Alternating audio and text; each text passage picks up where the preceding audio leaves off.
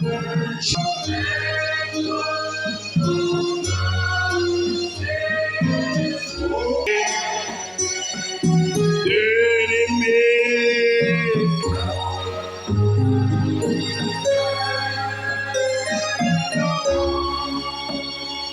Tout-Puissant,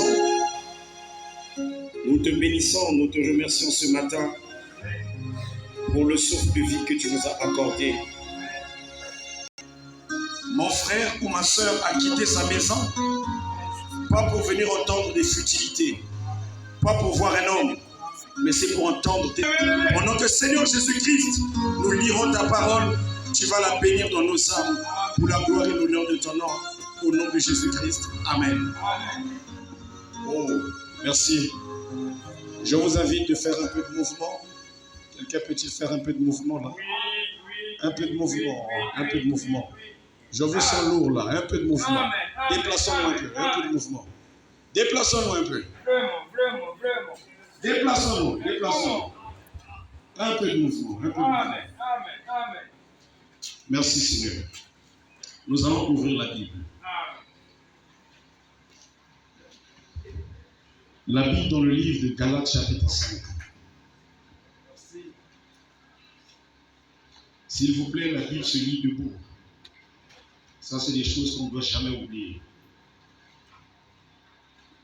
Galates chapitre 5. Je vais prendre à partir du verset 16. Je dis donc, marchez selon l'esprit et vous n'accomplirez pas les désirs de la chair. Car la chair a des désirs contraires à ceux de l'esprit. Et l'esprit en a de contraires à ceux de la chair.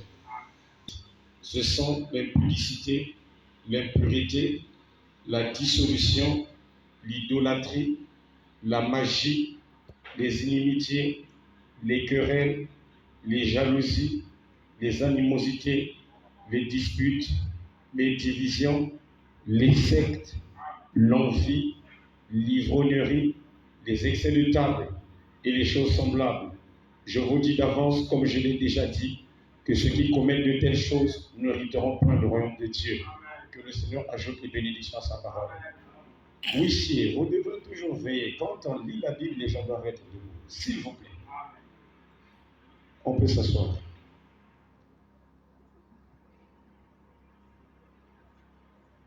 Nous allons prendre aussi Apocalypse chapitre 2. Apocalypse chapitre 2. Nous ouvrons la Bible dans Apocalypse chapitre 2.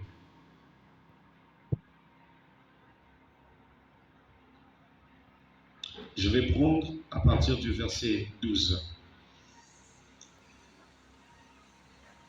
Écrit à l'ange de l'église de Pergame.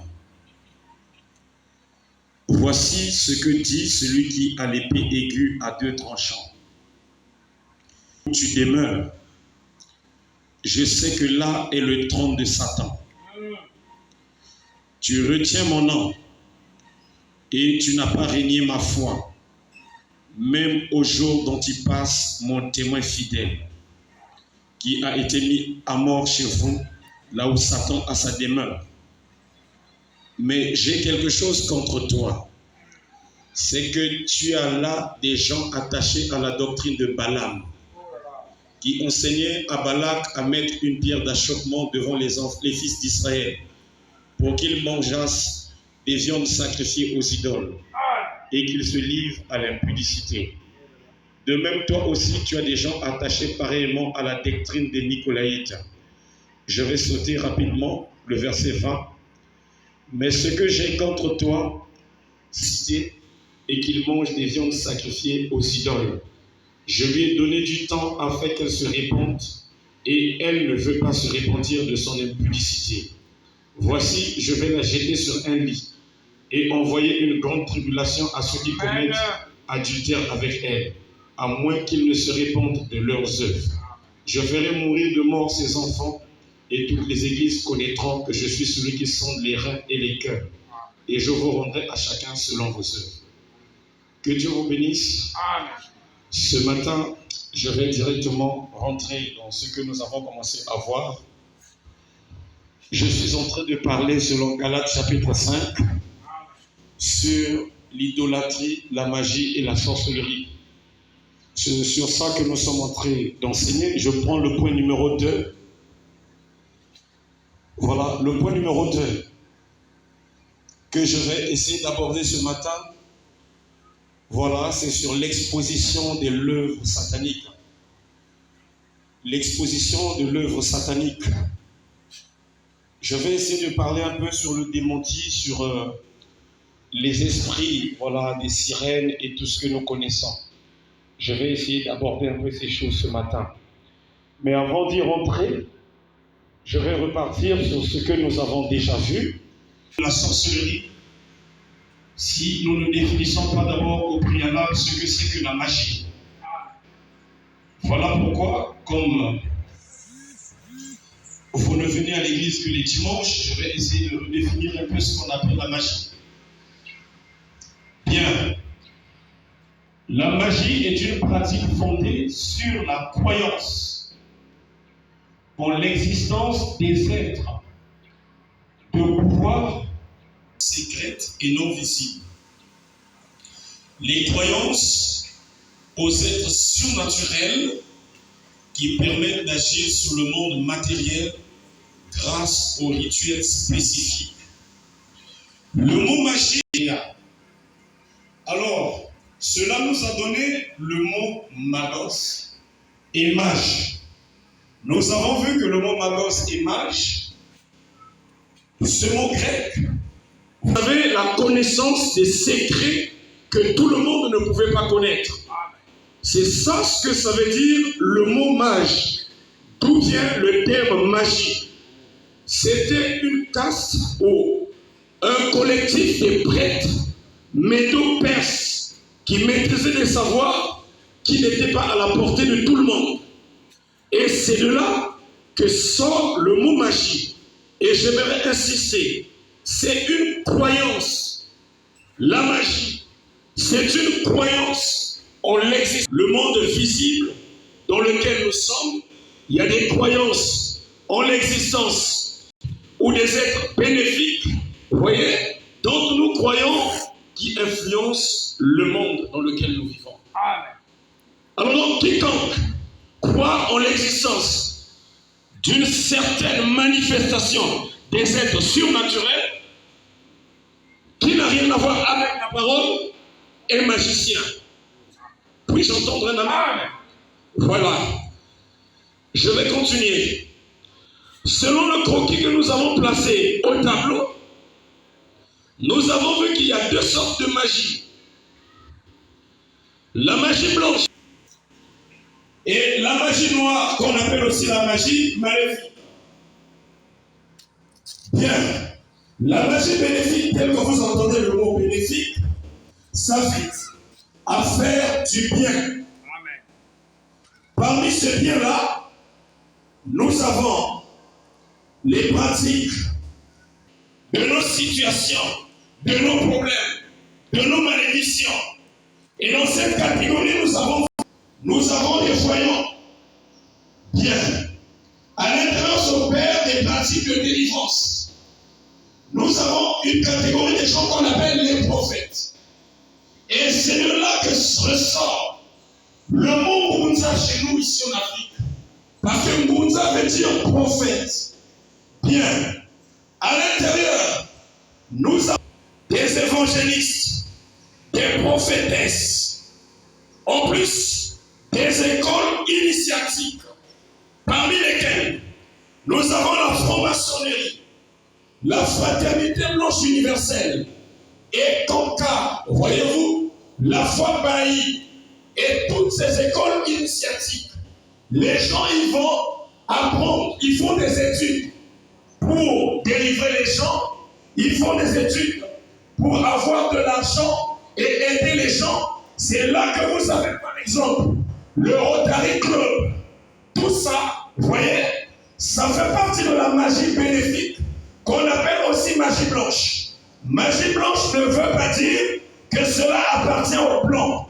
Non, mon ami, c'est juste une magie, vous voyez, une pratique qui vise à faire du bien aux gens. Puis-je entendre un amen? Amen. À côté, nous avons l'opposé du bien. L'opposé du bien, c'est le mal. Bien, donc nous avons la magie noire ou la magie maléfique. Bien, de ce côté, nous voyons la catégorie des gens qui envoient des mauvais sorts. La catégorie des gens qui maudissent, qui envoient des maladies. Puis-je entendre la main? Maintenant, tout ce monde, que ce soit des pasteurs, des apôtres non régénérés, des prophètes non régénérés, des voyants non régénérés, des prophétesses non régénérées, comme je les appelle, là-dedans, ça fait partie de la magie blanche. Puis-je entendre la main? Et de ce côté, je viens de rappeler tout ce qui concerne bloquer les gens, voyez-vous, provoquer des avortements mystiquement, voyez-vous, rendre les gens handicapés, malades, inaptes, ça fait partie de la magie noire, voyez-vous, ou la magie maléfique.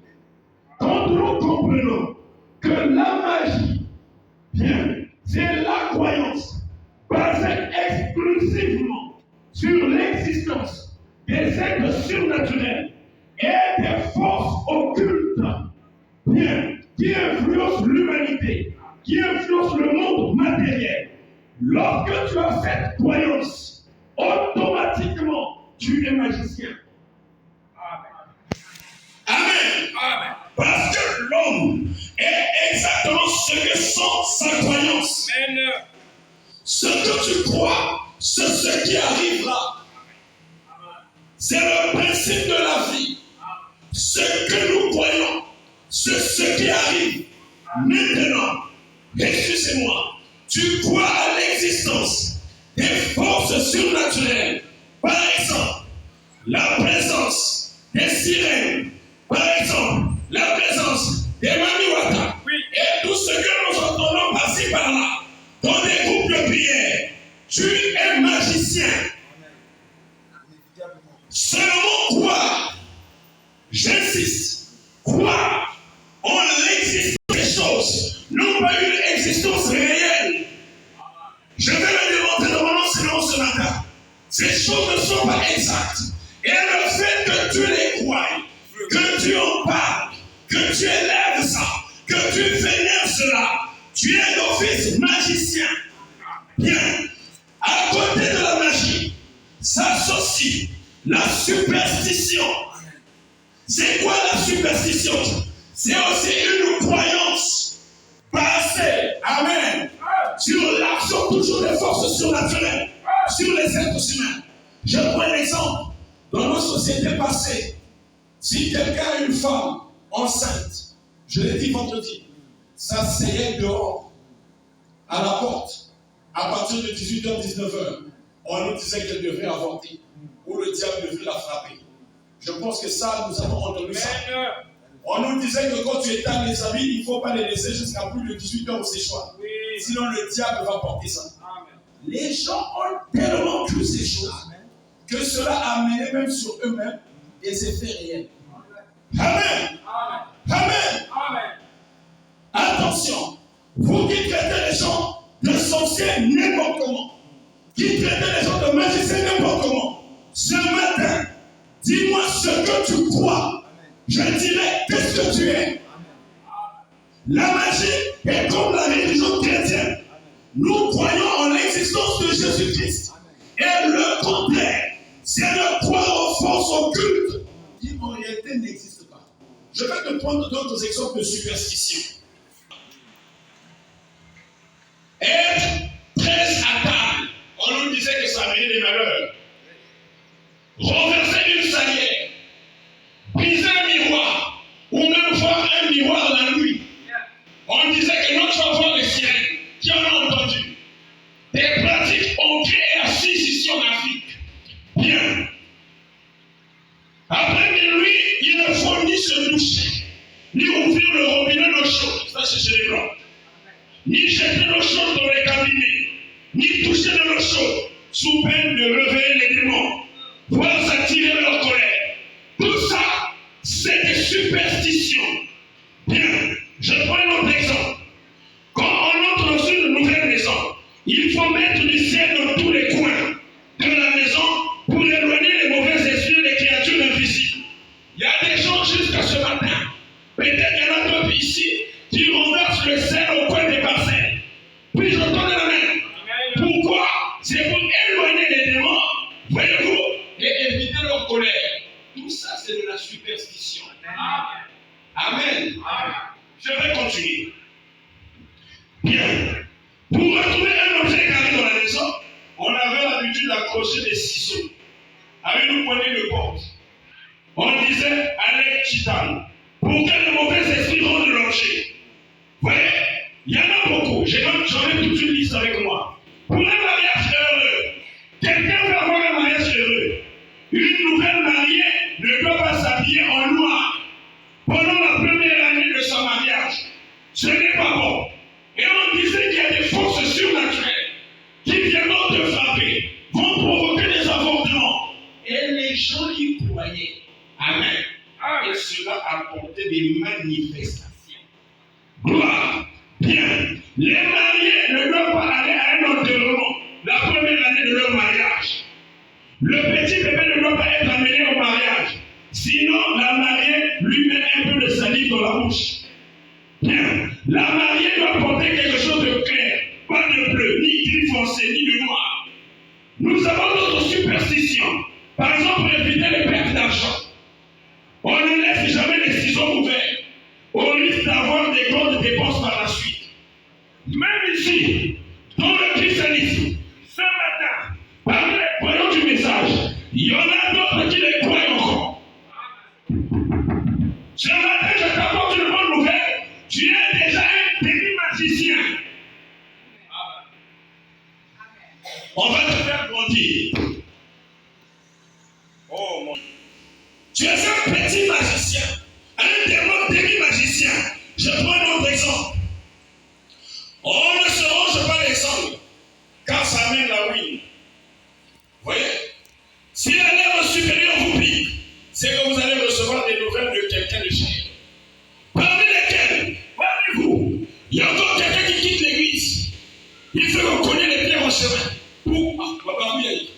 Ouf, mais qu'est-ce qui se passe? Il dit certainement on parle mal de moi.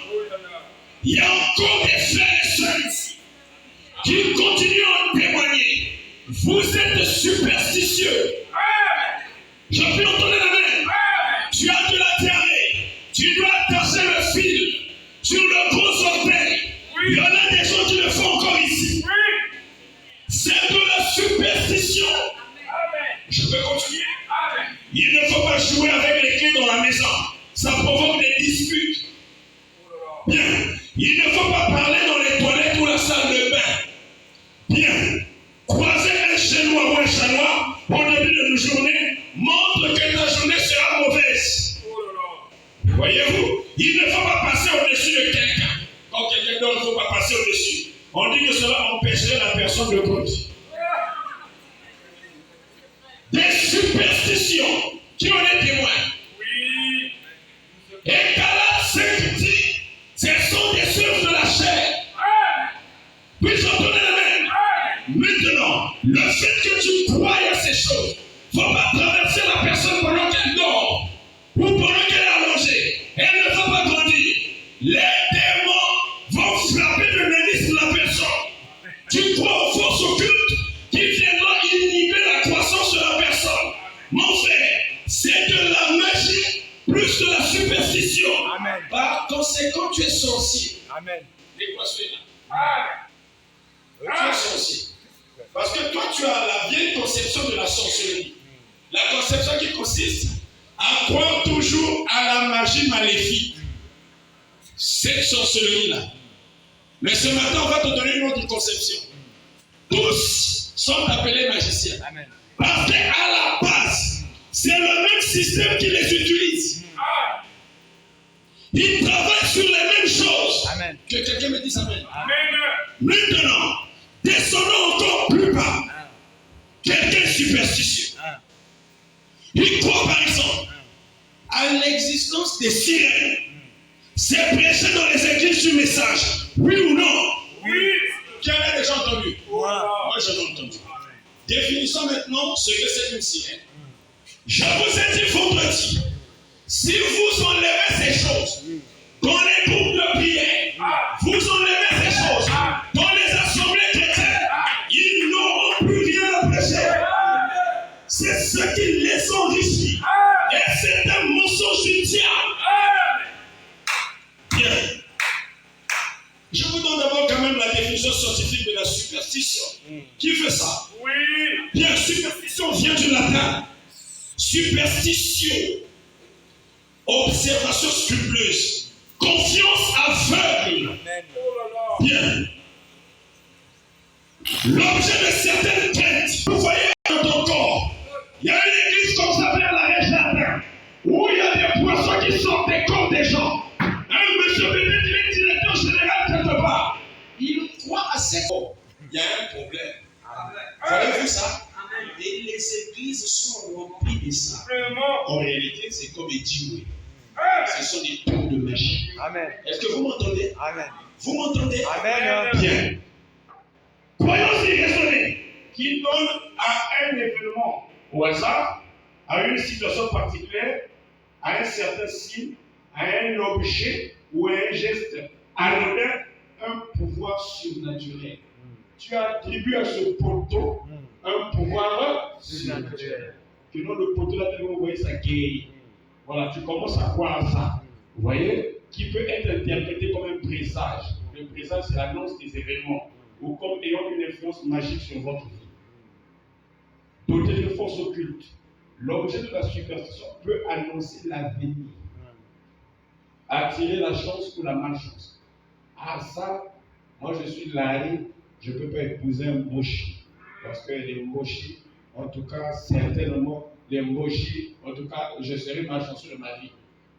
Il y a des croyances comme ça, même dans les églises du message. Vous voyez que même les mariages deviennent ethniques. C'est le diable. Bien, je vais continuer. Vous savez que trop de superstition amène aussi des maladies mentales. Amen. Amen. Vous le savez? Oui, oui. Je prends la définition de la sirène. J'ai vu des gros pasteurs du message faire de lignes de délivrance contre les esprits de Sirène. Maintenant, nous devons repartir dans la Bible et dans le prophète. Et qualifier un tel pasteur. Nous devons lui donner la place qui lui revient. Je m'entends la même. Voici ce qui est dit. Bien. Sirène. Ah, d'accord. Pas si le devant n'a pas si. L'église met le logo de la Bible. Pas si. Même moi qui suis ma famille. Même moi qui suis ma famille, la banque. Pas si. Bien. Dans la mythologie grecque, toujours. Déjà dans la mythologie.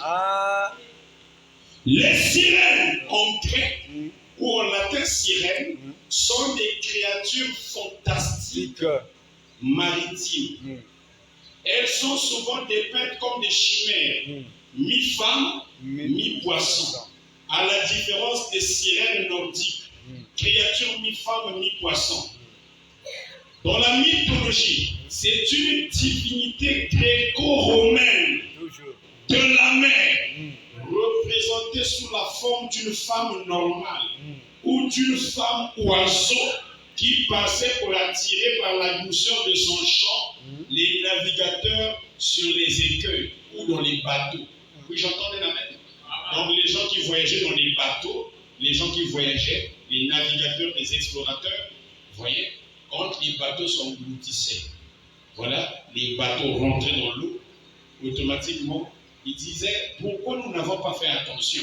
Certainement, il y a une sirène qui chantait, et ces chants nous ont tellement captivés, voilà pourquoi nous n'avons pas fait attention, nous nous sommes noyés. Est-ce que vous comprenez? À l'entrée du détroit de Messine, en Sicile, ce sont des musiciennes dotées d'un talent exceptionnel. Elles séduisent les navigateurs, attirés par les accents magiques de leur chant, de leur lyre et flûte, et perdaient le sens d'orientation, fracassant leur balle. Devenue par la suite Perséphone, et aurait laissé Hadès. Or, Hadès, c'est ce qu'on appelle aujourd'hui l'enfer.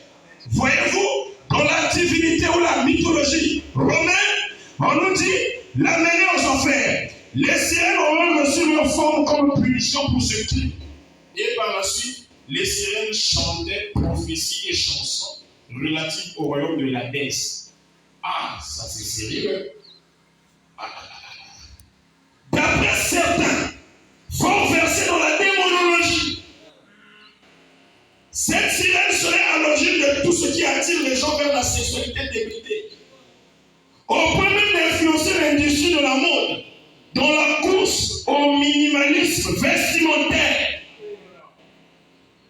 Regardez, la sirène alors à la base est un mythe. Qu'est-ce qu'un mythe? Un mythe est une légende, un conte. Je prends un exemple.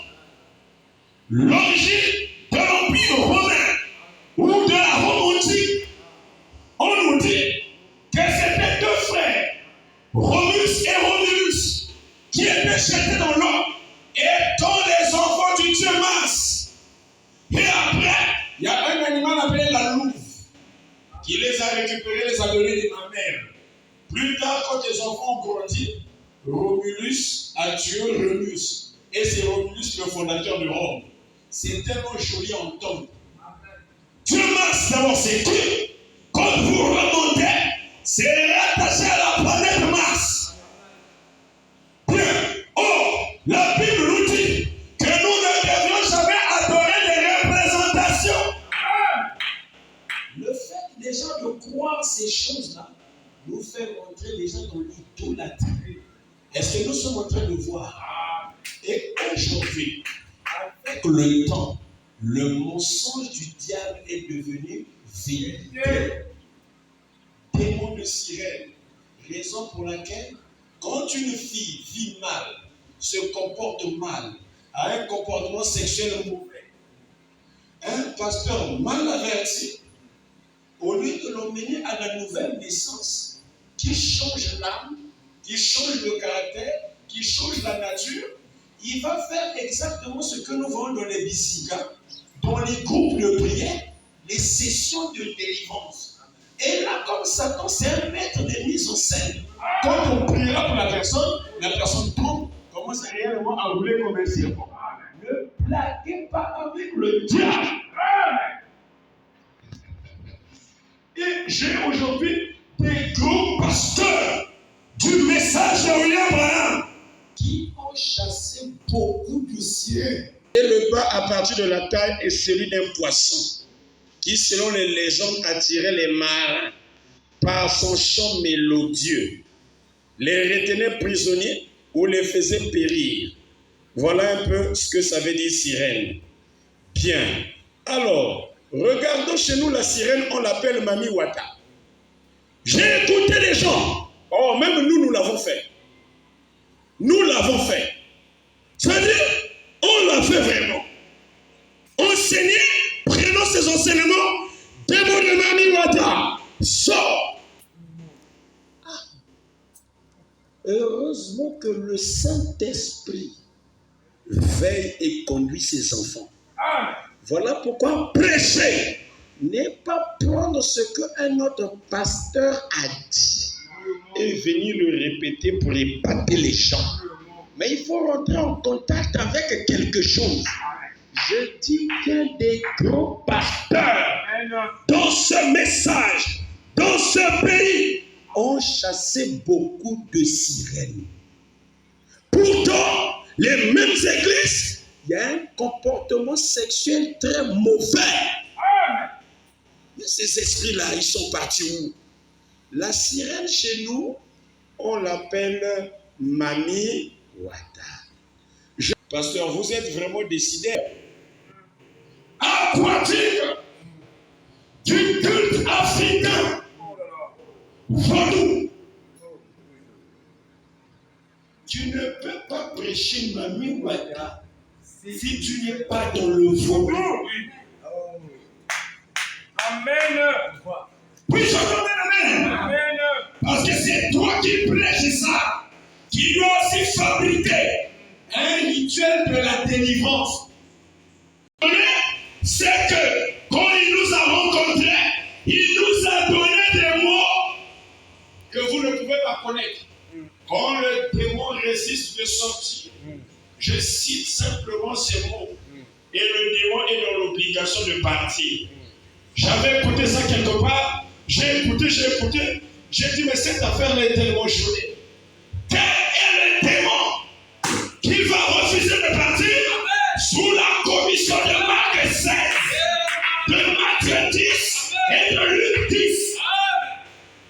Le prédicateur, l'apôtre, le prophète va te dire, quand Dieu m'a rencontré, il m'a dit certaines choses que vous ne devriez pas connaître.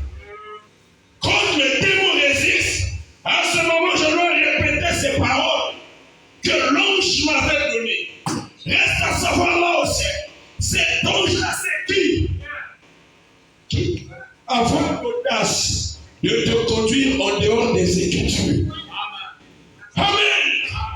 Je dis bien, avoir l'audace de te conduire en dehors des Écritures. Branham dit, un vrai ange nous amènera toujours dans la vie. Amen. Dans la vie. L'ange l'avait dit, quand le démon résiste, voilà ce que tu dois faire. Tu dois prononcer tel mot, tu dois prononcer telle phrase. Que quelqu'un me dise Amen. Et vous voyez que la personne le fait. À un moment donné, les gens se mettent à crier. Et vous allez remarquer la qualité des démons qui s'entendent. Dit je sors. Je n'ai pas lu ça dans l'Écriture. Quand les démons agitaient les gens au temps de Jésus et qu'il leur donnait au démon de sortir, la personne se tranquillisait. Mais aujourd'hui, nous avons des mises en scène dans les églises. On chasse le démon, la personne tombe. Je sors. Mais comment sais-tu qu'on t'a chassé? Quelquefois, si cet esprit veut te distraire, je ne sors pas. Qui es-tu pour me chasser? C'est des mises en scène du diable. Écoutez-moi, je veux tuer ces choses. Ou mon frère, toi tu as une sirène, voilà pourquoi tu vis mal. Mais puisque personne ne peut accepter avoir une sirène dans son corps, il est là, il dit délivre-moi. Il va faire des histoires. À la fin, on m'a délivré. Je me sens maintenant libre. Tu vas prendre 50 millions, tu vas faire un don. Parce que quand tu as une sirène, tu auras des sérieux problèmes. Et voilà comment est-ce que les églises. C'est la divinité du culte aujourd'hui. Très répandue en Afrique de l'Ouest, en Afrique du Centre, en Afrique du Sud et dans la diaspora africaine. Regardez, un démon n'est pas local. On ne peut pas parler d'un Amiwata seulement pour l'Afrique. Quand on parle d'un démon, il est universel. Parce que le démon n'a pas de limite. Amen. Il agit au Congo, il agit en Afrique, il agit en Europe, il agit en Amérique. Quelqu'un me dit Amen. Et c'est plein dans les églises. Parmi nous ici, il y a des gens qui en croient. Le savez-vous? Il y a des gens ici qui croient. Pour eux, mon problème là va s'arranger quand le pasteur va m'imposer les mains. Parce qu'il recevra la délivrance. L'esprit de la sirène va partir. Je vais continuer.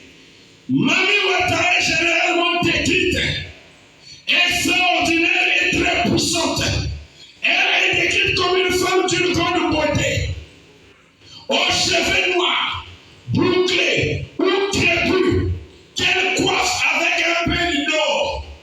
Bien, elle a la peau noire, les yeux grands et brillants. Ses vêtements sont à la dernière mode et ses bijoux aveuglants. Ces signes de richesse sont le signe de la nature dangereuse de Mami Wata. Attends. Comment est-ce qu'on le représente? Un gros serpent, voyez, l'accompagne souvent. Il s'enroule autour d'elle en posant sa tête entre ses mains. Moi, je me rappelle d'une superstition ici où nos frères du Congo disaient souvent à certains des parents, ou si c'est un papa qui parle à sa fille, il va dire, et toi, il faut faire attention, il ne faut jamais épouser les Ouaras, hein.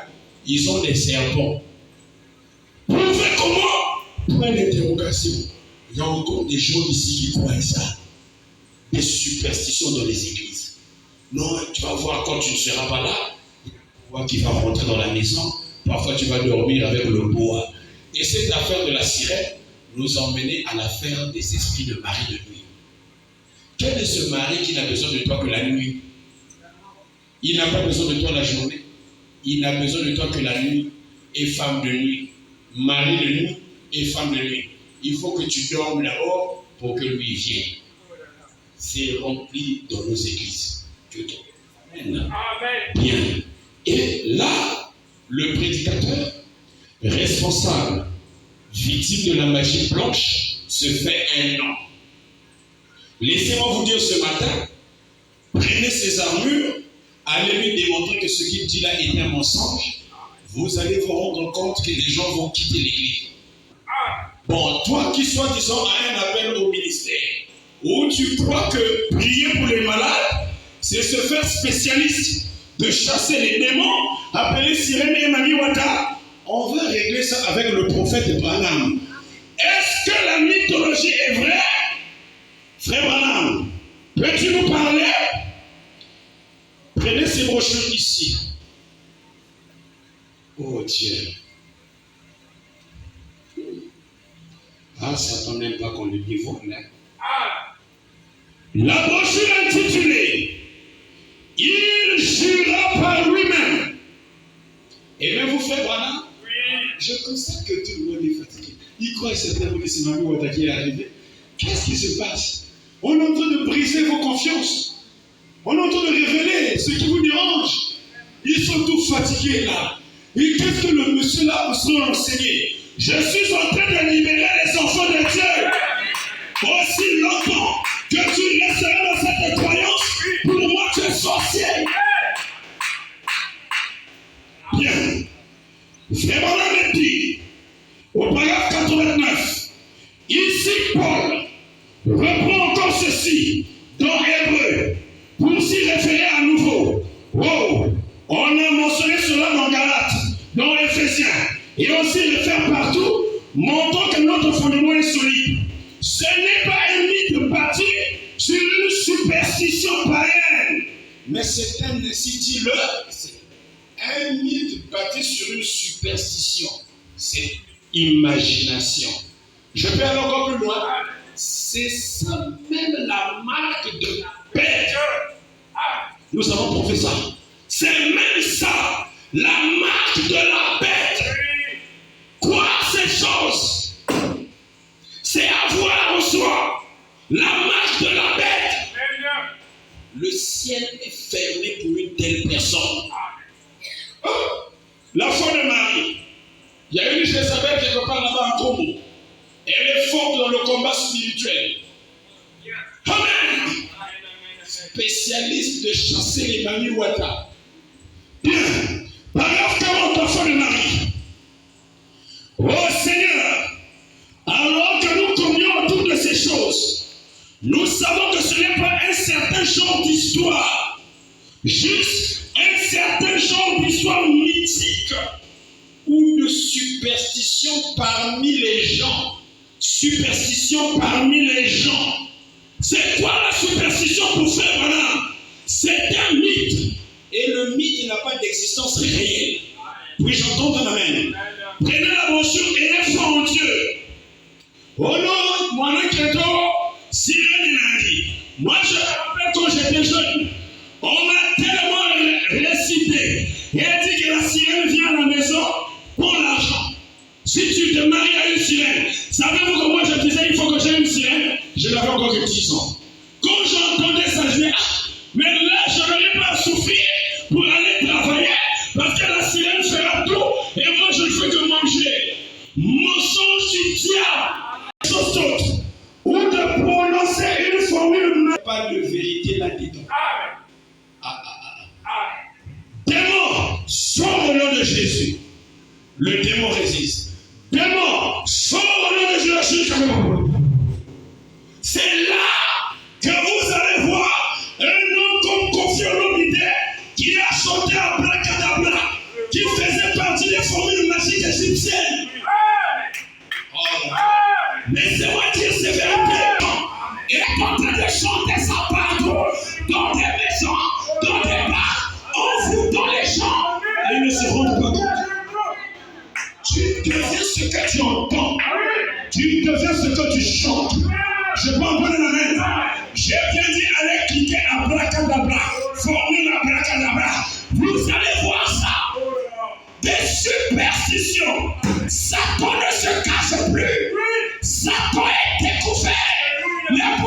chrétien véritable continue à se cacher. Quand le diable monte aux flèches, je crois que l'église de Dieu aussi doit monter aux flèches.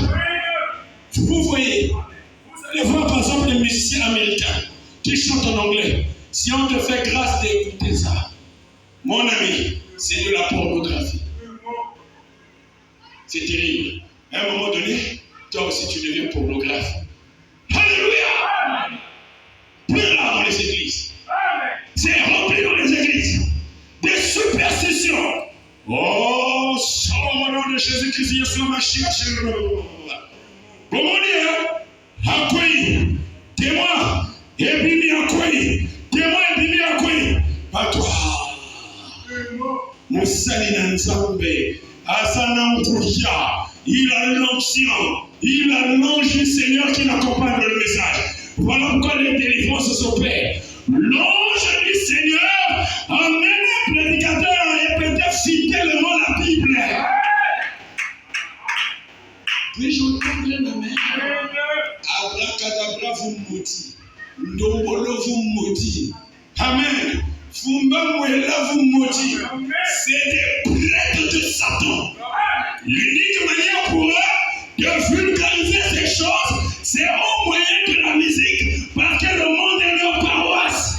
Et nous avons des gens ignorants qui les téléchargent. Aujourd'hui, c'est vraiment partout. Hein. Satan s'est arrangé que ça rentre même dans nos téléphones. Hier, il fallait avoir une chaîne musicale. Aujourd'hui, tu peux en avoir partout, dans le téléphone. Et ça est en train de détruire la jeunesse. Qu'est-ce qu'une superstition? C'est un mensonge, un mythe. Frère Branham dit cela n'a pas de vérité. Les sirènes sont des superstitions africaines. Bien, on nous dit que c'est relié à la divinité des eaux. On dit la déesse des eaux. Ce n'est pas nouveau dans la Bible. Dans la Bible, il y a une ville qu'on appelait Ninive, qui adorait le dieu poisson. Est-ce que ce dieu poisson-là existait réellement? Frère Branham, parle-nous. Oh Dieu, je sais que tu vas vraiment nous aider. Tu dois vraiment nous aider. Les gens de Ninive, voilà, qui adoraient ces choses-là. Frère Branham, qu'est-ce que tu dis? Le dieu poisson-là, il s'agit de quoi? Il s'agit de quoi? De quoi? Oh là là, le dieu poisson. Parce que dans cette leçon, nous descendons pour voir que les églises aujourd'hui sont des lieux d'adoration des idoles. Branham vraiment, il dit l'église est même l'idolâtrie. Oh là là. L'alliance confirmée d'Abraham. Bien. Paragraphe 171. Yogawa fait Charlemagne. Bien. Jésus n'a jamais dit, avez-vous senti cela quand on a prié pour toi? Il a dit, croyez-vous cela? C'est vrai. Non pas avez-vous senti cela? Toutes ces sensations et autres, frères, c'est un mythe. Amen. Fabriqué de toutes pièces. Ce n'est pas la parole de Dieu. Ça de la poney, courant et pétillé. Les gens qui ont bouillé en Zambé, après à quoi puissance en Zambé. Faux, faux. William Branham dit, c'est un mythe. Fabriqué de toutes pièces. Est-ce que, pasteur, les émotions sont fausses? Je n'ai pas dit ça. Je crois aux émotions, à la réjouissance en étant rempli du Saint-Esprit. Au cas contraire, ces émotions sont aussi Branham. Et il y a l'idolâtrie. Et pourquoi devons-nous mettre la photo? Il y a des gens qui ont détourné leur foi du vrai sacrifice. Bien, Branham Azolova, paragraphe 11. Je sais que nous qui sommes ici, nous n'enseignons pas à nos enfants un mythe tel que Père Noël. Père Noël est un mythe. Un frère chrétien né de nouveau ne peut pas organiser la fête de Père Noël. Ni acheter des jouets à ses enfants. Tu peux acheter des jouets à l'enfant à n'importe quelle occasion. N'attends pas seulement le 25 décembre. J'entends la main. Branham dit, nous n'enseignons pas à nos enfants un mythe tel que Père Noël. Nous ne croyons pas qu'il est bon de dire un mensonge à qui que ce soit. Vous n'allez pas mentir à vos enfants. Une telle histoire, c'est la mythologie à son tour. Qu'une chose pareille prenne la place de Christ à la Noël. C'est la mythologie. Et tout ce qui est mythe n'a pas de réalité. Je peux me donner la main? La brochure, mon nouveau ministère. Parce que